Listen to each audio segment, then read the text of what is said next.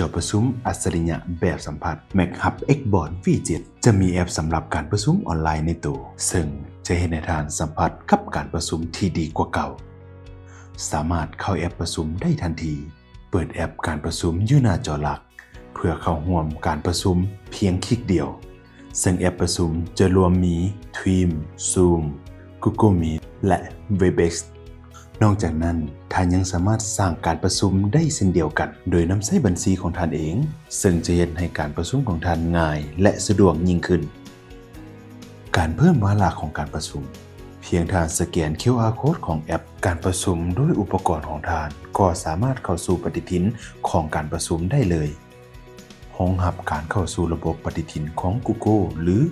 Microsoft สำหรับการประชุมได้อย่างลื่นไหลแอปประชุมของจออัจฉริยะ MacHub Xboard V7 จะช่วยให้การประชุมของท่านสะดวกว่องไวและมีประสิทธิภาพยิ่งขึ้น